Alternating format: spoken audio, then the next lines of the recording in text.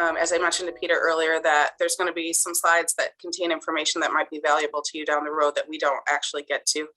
Okay, so we're going to start with the diagnosis and go over some of the probability models, the role of D-dimer, and then the management of VTE. So the American Society of Hematology and the CHEST guidelines have updated the recommendations. And so they're talking about phases of treatment, which is a little unique. We'll look at the recommendations for PE, upper extremity, SVT,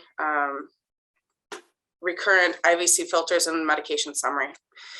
So this goes back to the 2016 guidelines. This was not adjusted here, and the idea is that when you're suspect of a DVT, you really need to use one of these diagnostic models to help predict whether or not there's clot or not.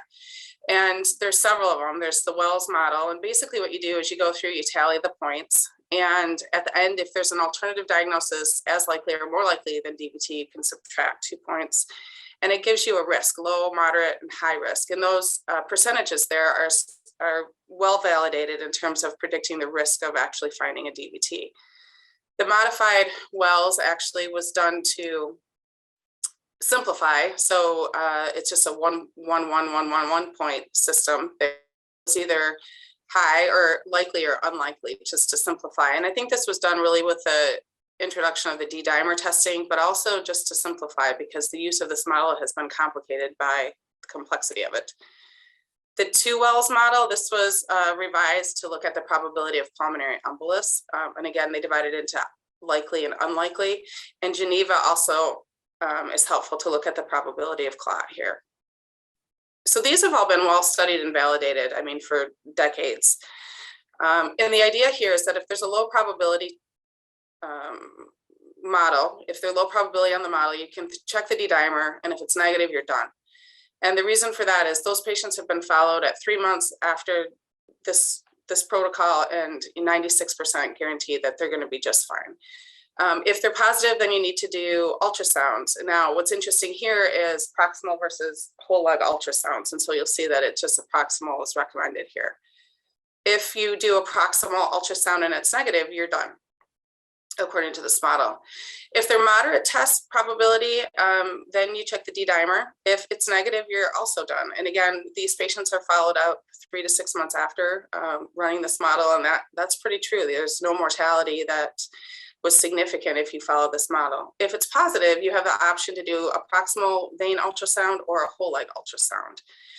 Now, if you do just the proximal, you're going to miss, the isolated calf vein DVT. And so if you have a negative ultrasound and just had done the proximal, then you got to repeat that for propagation in a week. The highest risk probability, the D-dimer assays should not be used as a standalone test in these patient populations. These patients that have high risk, they should go right to an ultrasound. And again, they divide it into proximal and whole leg ultrasound. Now, what's interesting on here is if you do the proximal leg ultrasound and it's negative, you can either repeat the ultrasound in 1 week or then check the D-dimer. So to me, with the cost being the same, the coding being the same, I don't understand why we still have proximal vein ultrasounds even in this algorithm. And when you look at D-dimers, it's highly sensitive, and so these tests were done with a level of 500 to rule out DVT and a low probability and intermediate probability for clot.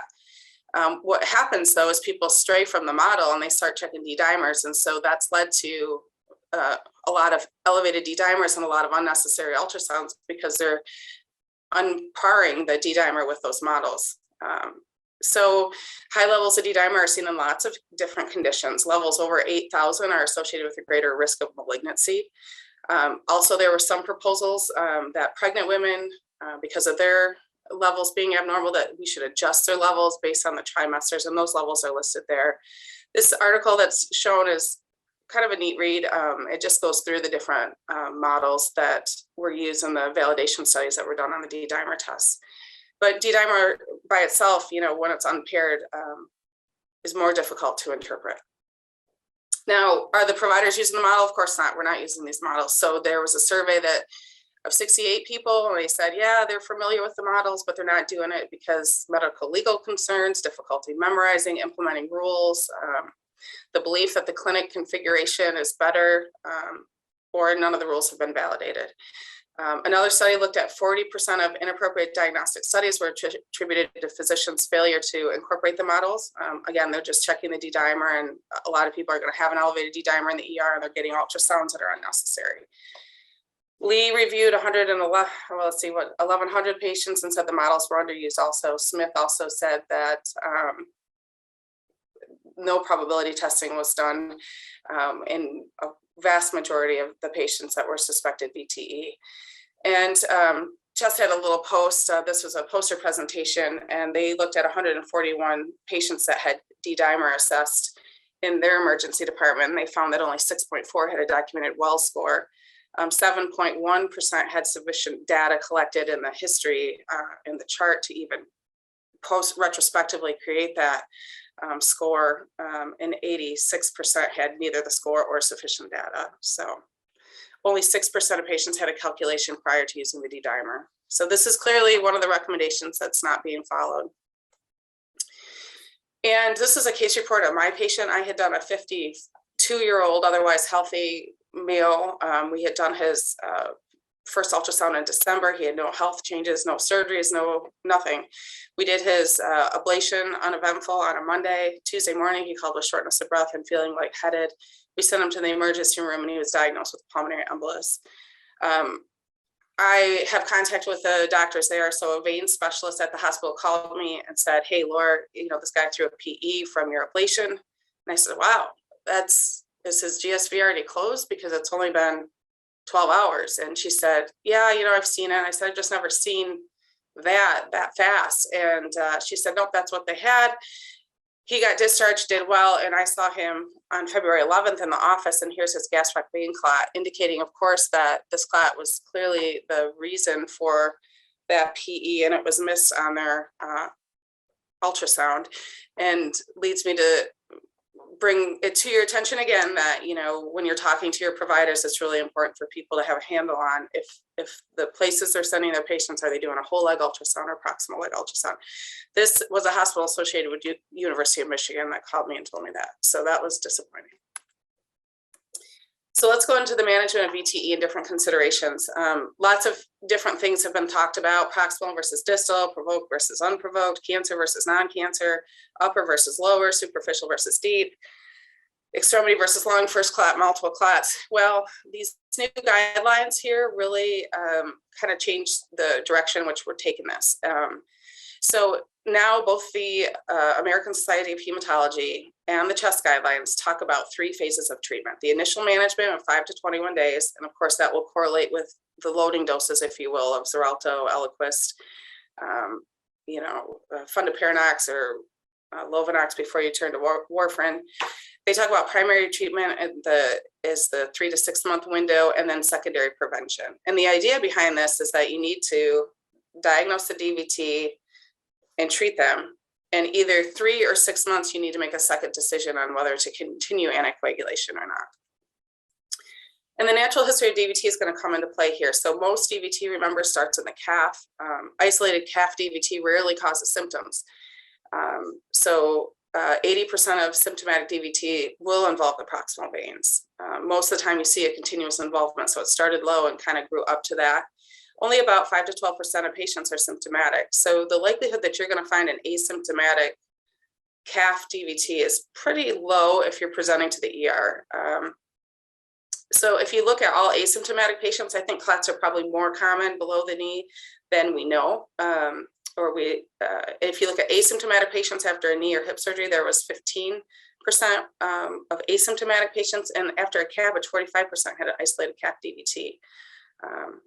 So the risk of recurrence is a lot less if it's a calf DVT. It's also known that 1/3 of pulmonary embolus will arise from these isolated calf DVTs. And why is this important? So the acute distal DVT, what do we do with these patients? Again, if you're seeing them in the ER, it's probably because they are symptomatic, I would say, or you shouldn't have been doing the ultrasound in the first place. But if they have no symptoms and no risk for extension, and we'll talk about what those are in a second, then you can do weekly ultrasounds, which is serial ultrasounds. Or if there's a change in your symptoms, you have to be available to re-ultrasound them over a 2-week time period. And again, that 2-week time period is because, 20 to 30% of calf vein clots are going to propagate. The greatest risk of that propagation is within the first couple of weeks. And so that's where this recommendation comes through. And when they say, what are the risk factors for extensions? Well, if it's greater than 5 centimeters, if it's close to the proximal vein, which is, usually referred to a clot that's 2 to 3 centimeters from the popliteal in this case, if there's an ongoing malignancy or ongoing risk. So if the patient just had surgery and has calf pain and they're still immobilized, probably can't watch that person, probably need to anticoagulate them. If you're going to treat them, the treatment is exactly the same as if you were doing a proximal calf DVT.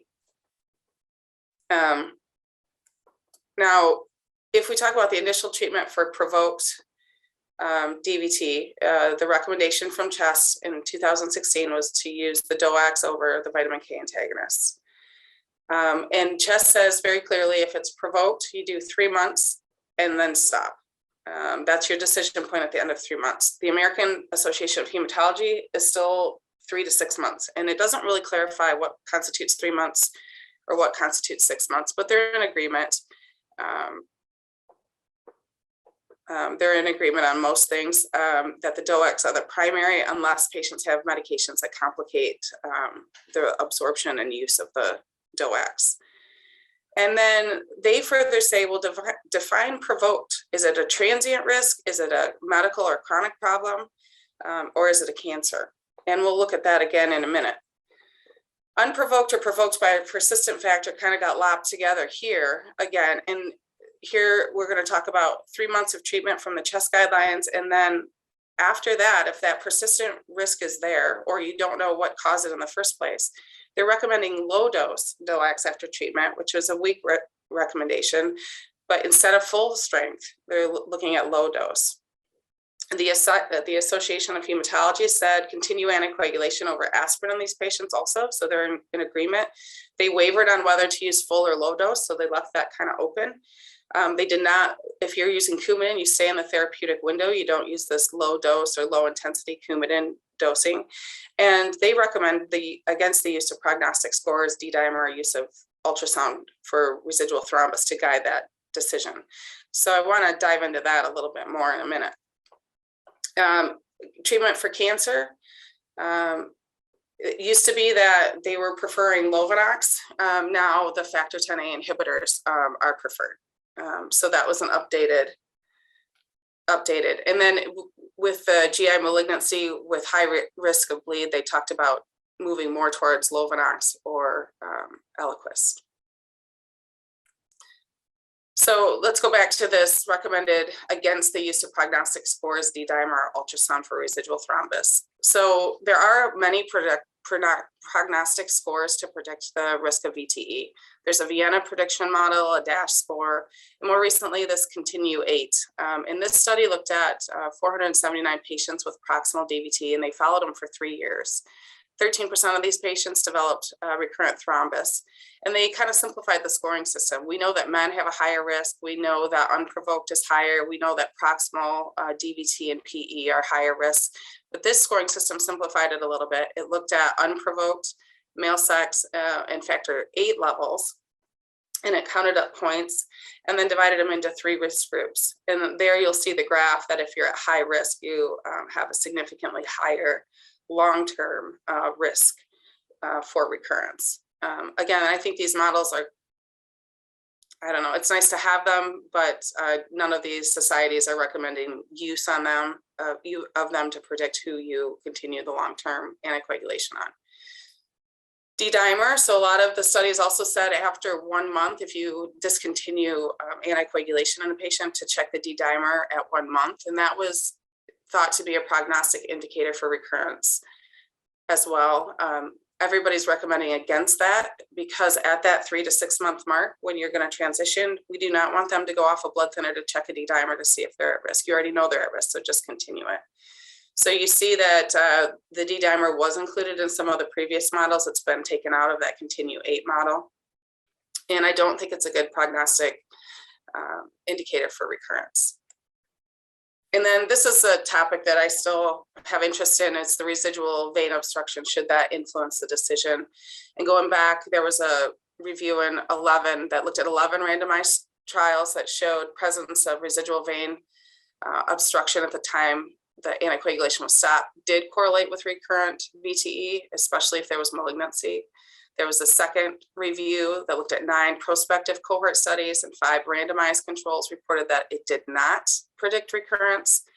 And then observational studies of roughly 300 with first episode of symptomatic provoked DVT.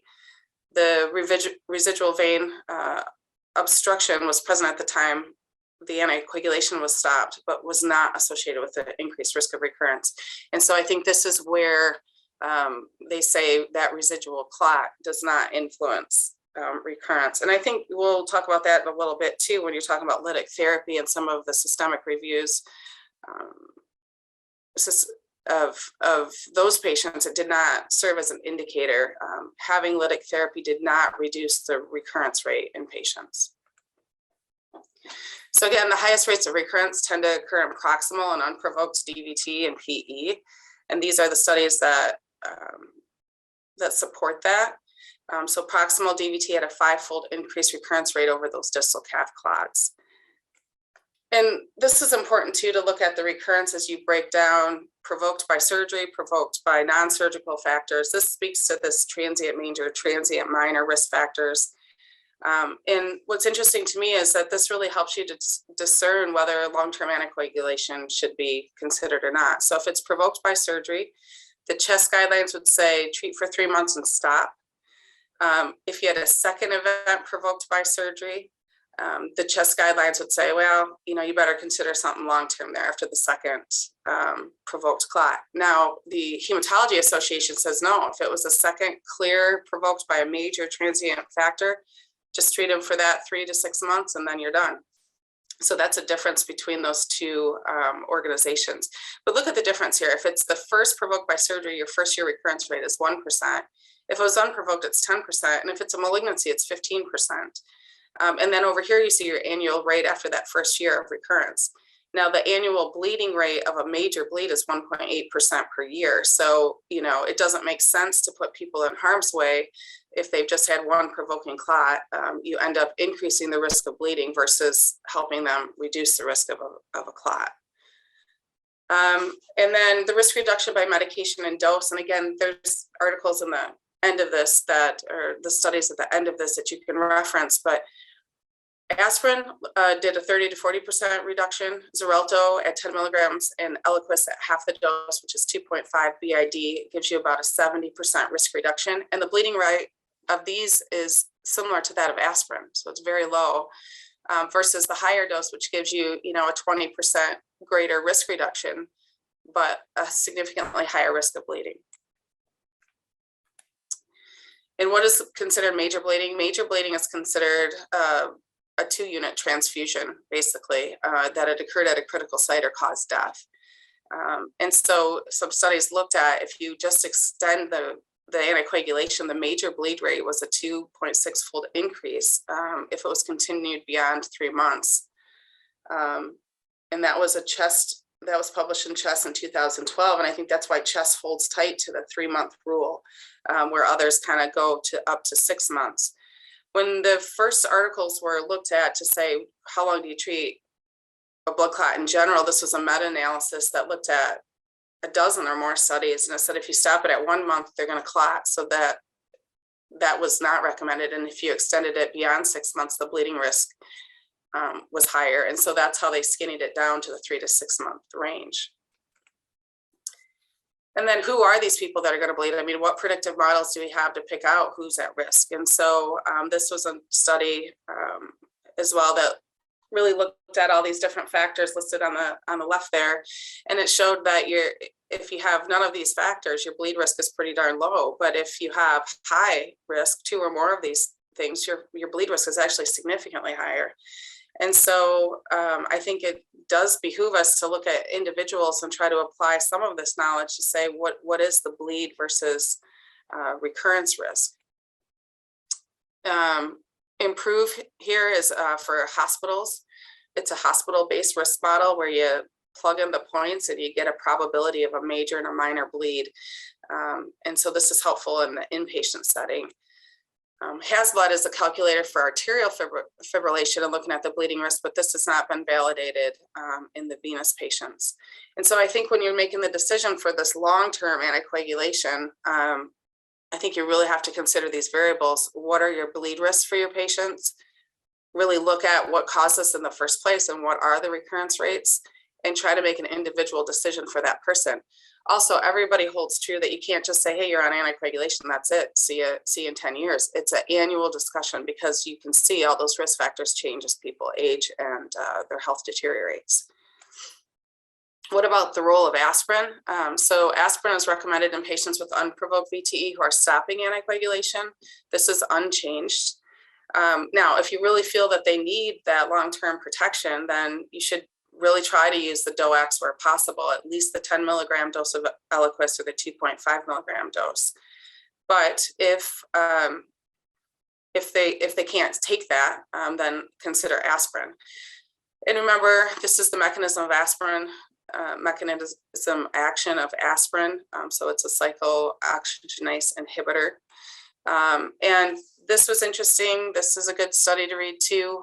It does the relative risk reduction of aspirin. So there were 3 trials basically.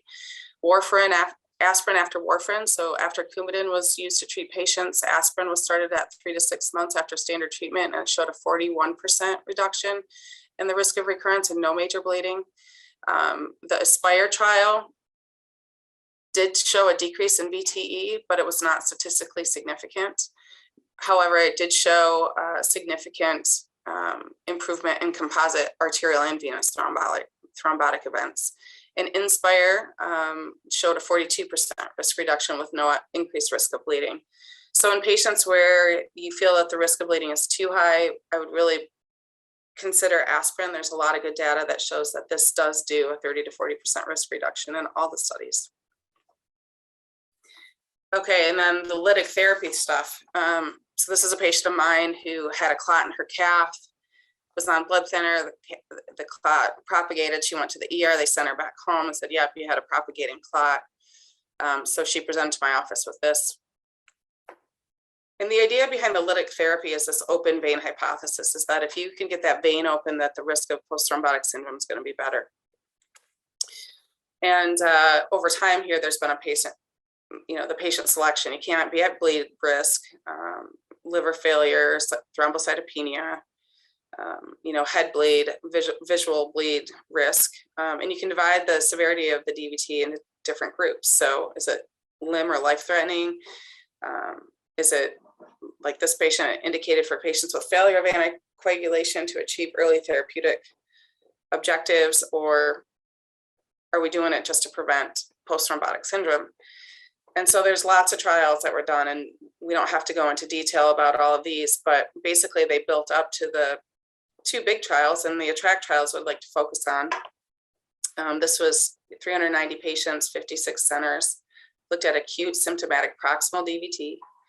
And again, proximal DVT means above the popliteal above. It randomized them to catheter-directed thrombolytic therapy and anticoagulation, plus compression or just standard anticoagulation. It looked at their post-thrombotic risk at 6-month intervals for 2 years. And it did look at secondary outcomes as well as quality of life, resolution of pain, swelling, major bleed rate, symptomatic VT, recurrent VTE, death, cost effectiveness. Here's the Velada score that helps us understand how post-thrombotic syndrome should be thought of or categorized by severity. And the ATTRACT trial did not meet its primary objectives, but it did show some improvement. So it showed more positive effect on the moderate to severe iliofemoral DVT in younger patients that had a major reversible risk factor. It showed improved short-term recovery from the DVT and reduced long-term progression of post-thrombotic syndrome. It showed a reduction in pain, swelling, the PTS severity, and greater improvement in quality of life. So even though it didn't meet its primary objective, a lot of positives were found in these patients. So the CHEST guidelines for 2020 suggested anticoagulation over thrombolytic and catheter-based interventions for clots in the leg And when they say the leg, they don't differentiate where in the leg or iliofemoral from popliteal. In patients with severe limb-threatening DVT, phlegmasia, or gangrene, the benefits might outweigh the risk of bleed. And this was based on a meta-analysis suggesting no benefit of thrombolysis after either iliofemoral or femoral popliteal DVT. And these two studies we're going to look at in a second. The Anticoagulation Consortium or Forum in 2016 says you got to look at the individual risk-benefit ratios. And the National Institute said consider that with symptoms lasting greater than 14 days in patients with a life expectancy over a year and a low bleeding risk. So these two meta-analysis that I just referred to, one was published in Phlebology, the other is pretty dated. I mean, this Cochrane review goes way back. And what I'm interested in is it showed that the efficacy, that if you looked at all cases of post-thrombotic syndrome, it was improved in the patients that had catheter-directed thrombolytic therapy versus just the anticoagulation group.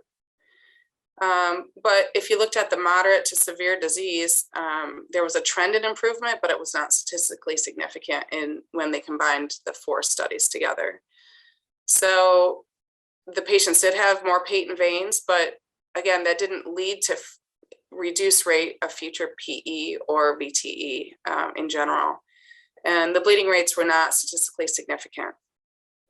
What does this say to me in takeaway? Again, I think there's a lot more that needs to be done. I think we need to dissect these clots out and separate leg clots from pelvic clots. And I think we need to look at the individual and do risk assessment on a case-by-case basis. Now, all of these are kind of low, weak recommendations. So there's certainly a lot of opportunity for more research and individual assessments on patients. Okay, let's move to pulmonary embolus, the most preventable cause of death in hospitalized patients. If not treated, there's a 30% mortality.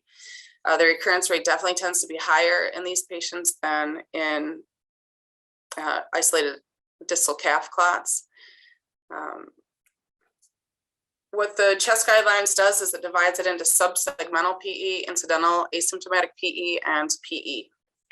And so subsegmental PE is there's no involvement of a proximal pulmonary artery. You also have to have an ultrasound, bilateral whole leg ultrasound that shows that there's no proximal DVT. And if the patient's at low risk, based on this, and can tolerate propagation, then clinical surveillance is recommended. If at high risk for recurrent VTE, i.e. they've had a problem in the past, they have an ongoing malignancy, then go ahead and anticoagulate them. An incidental asymptomatic PE, so say you're looking for cancer in a patient or following a nodule and you find it, the asymptomatic pulmonary embolus, it's recommended that they get the same anticoagulation as symptomatic patients. This is diagnosed, this occurs in 1% of all outpatient studies and about 4% of inpatients. So the observational data suggests that asymptomatic pulmonary embolism carries the same prognosis to symptomatic pulmonary embolus. So then you divide it into treatment of low-risk pulmonary embolus. Okay, so the CHEST guidelines suggest that you can treat these patients as outpatients. If they're clinically stable, good pulmonary reserve, there's no contraindications, they're expected to be compliant, they feel well enough to do that, and they have good access to prompt care if the conditions worsen. The anticoagulation forum suggests the same, that many patients can be treated as outpatient. And the National Institute for Health and Care Excellence suggests consider outpatient treatment in low-risk patients. But it speaks to risk stratification. So outpatient anticoagulation is safe if there's low risk of death, there's no need for oxygen, there's no narcotics for pain, no respiratory distress, normal blood pressure and heart rate, no recent history of bleeding or risk factors, no serious comorbid conditions, normal mental health, good home support, can return to the hospital quickly, and absence of a concomitant DVT. So the Pulmonary Embolism Severity Index was published in 2005. It was endorsed by the American College of Chest Physicians and the European Society of Cardiology, and it's the gold standard for risk prediction. So basically the questions are listed there and you tally up the points. Of course, we get too complicated when there's too many point values, so they simplified it so everything gets a single point. And low risk is 0 of these things and high risk is greater than 1. So these models have been greatly simplified. And the mortality is associated. So if you have group 1 mortality was 3.5%, that's your low risk group, and group 4 mortality was 10 to 24% mortality rate. This was an interesting randomized control study that looked at inpatient and outpatient treatment. And it looked at the treatment outpatient versus inpatient. So these patients got 5 days of Lovenox and then oral anticoagulation. Your numbers of patients are about the same, and the mortality, there was the same number of deaths. There were a couple extra major bleeds in the outpatient, but they did not achieve any statistical significant difference. Another prognostic indicator is to consider troponin. This study, 300 patients with acute PE, the troponin was drawn on all these patients. If it was not detected, everybody did fine. If it was detected, 6% died. And so this is thought to be a good predictor of risk also when considering sending people home.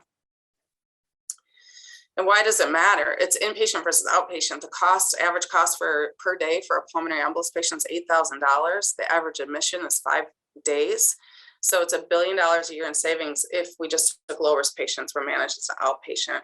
Presently, there's about 15% or less of eligible patients are being managed this way. And then the role of thrombolytic therapy with acute PE. So in CHEST 2021, there are some adjustments here. Acute PE with hypotension without a high bleeding risk, they recommended systemic thrombolytic therapy versus catheter-directed. No one therapy, which is a thrombolytic, no one medication was recommended over another. If they had an acute PE with a decent blood pressure, no thrombolytic therapy was needed. If they had an acute PE who started to deteriorate even after anticoagulation therapy, which indicated that there was propagation, but had failed yet to develop hypotension, systemic thrombolytic therapy over no therapy was recommended. NICE also recommended in hemodynamically unstable patients, but if stable, irregardless of right ventricular dysfunction, no thrombolytics were recommended. And the European Society of Cardiology suggested thrombolysis for high-risk patients and indicated that catheter-directed therapy should be considered in high-risk patients who have failed systemic thrombolysis.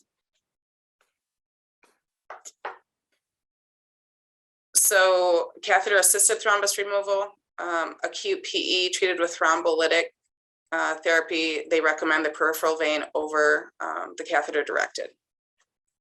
Now, if that fails and they're dying, then go ahead for the catheter-directed is basically their takeaway.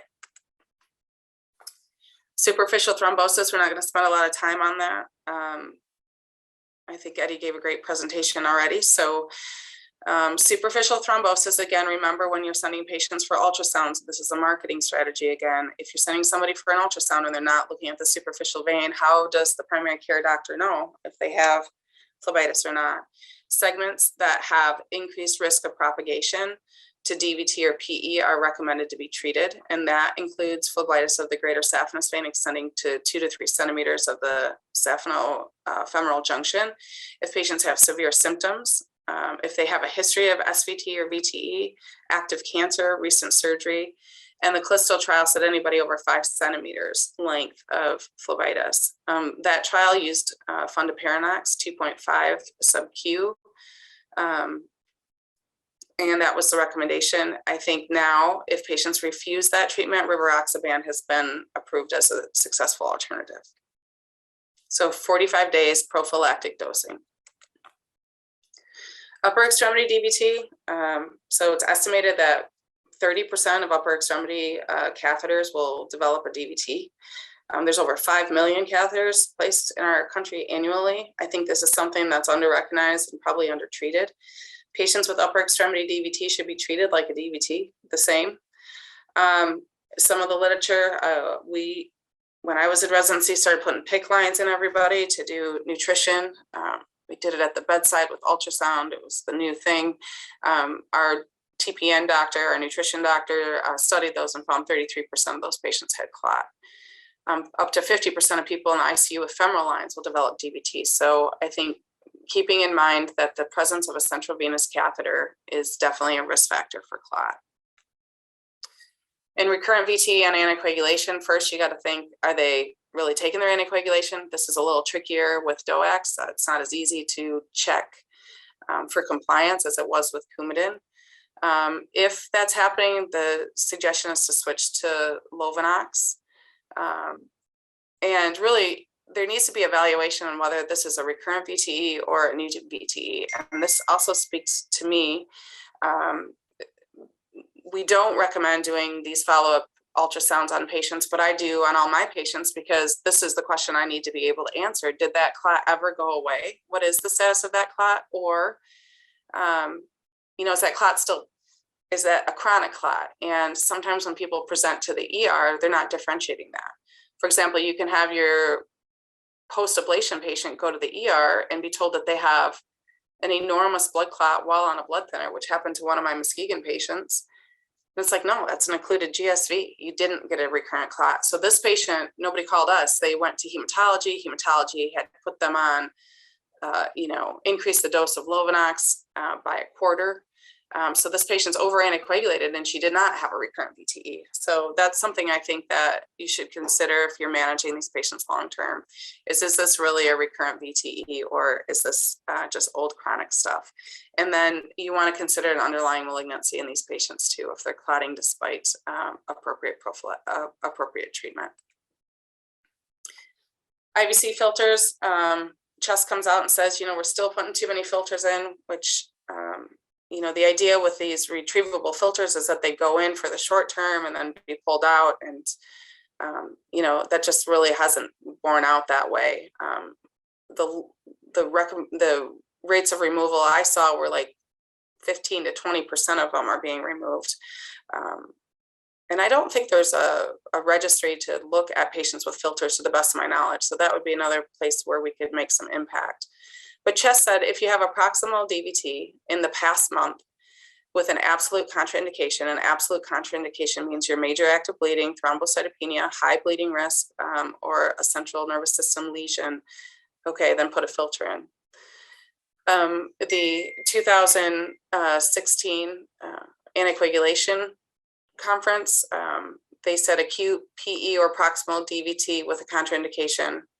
Most of these recommendations basically are the same. NICE is the only person that says, listen, hey, if they have proximal PE and DVT or they have progressive PE occurs during anticoagulation, but they do recommend doing the filter in the setting of a clinical trial.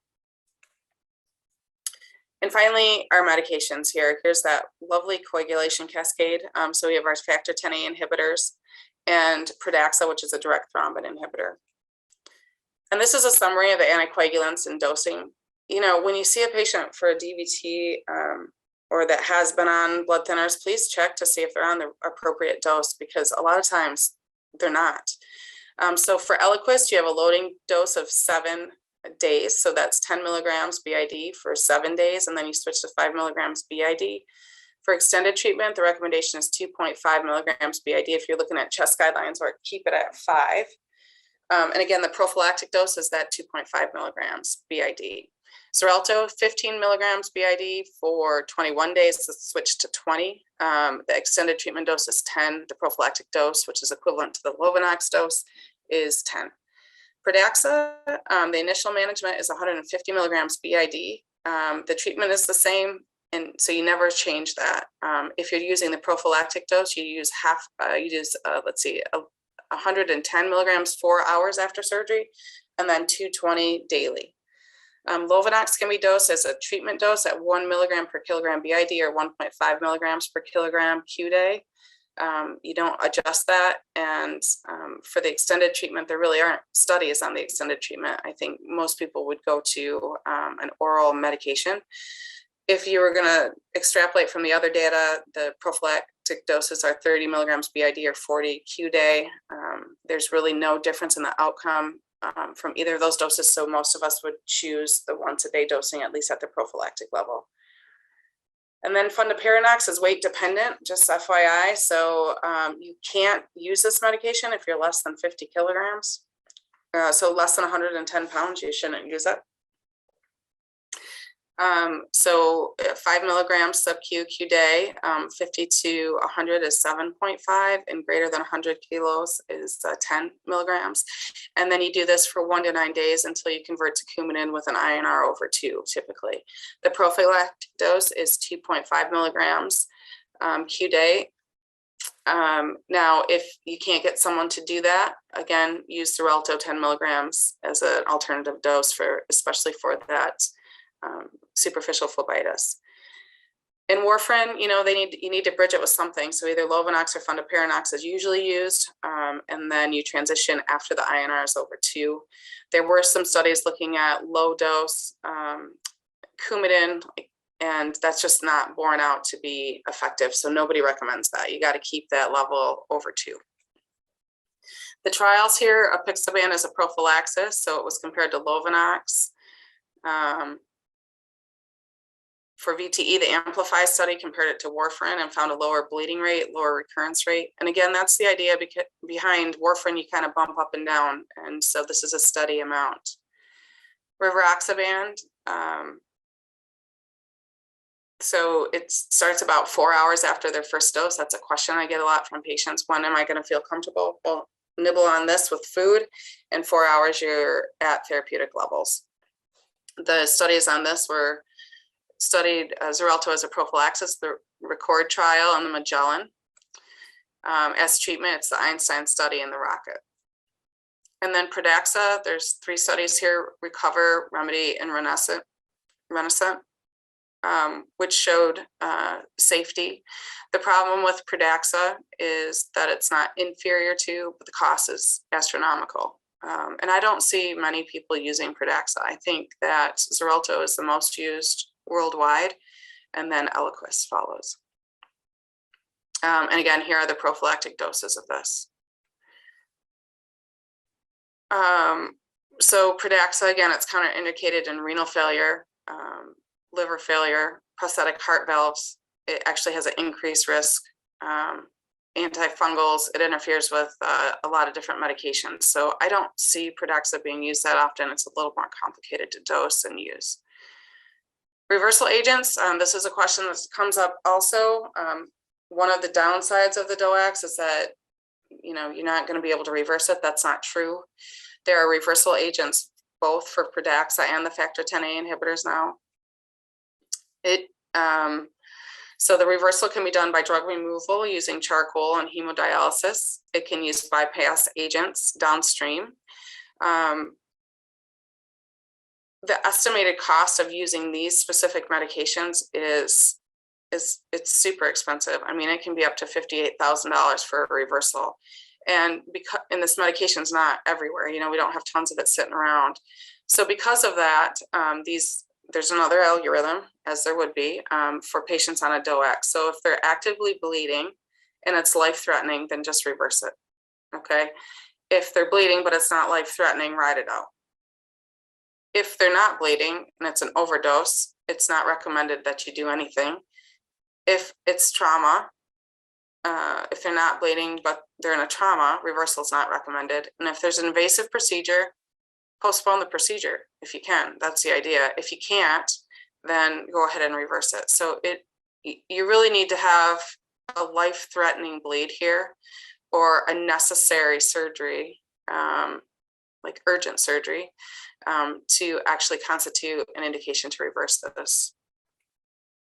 And again, here's your summary of your anticoagulants. What they work on, the advantages and disadvantages are listed as well.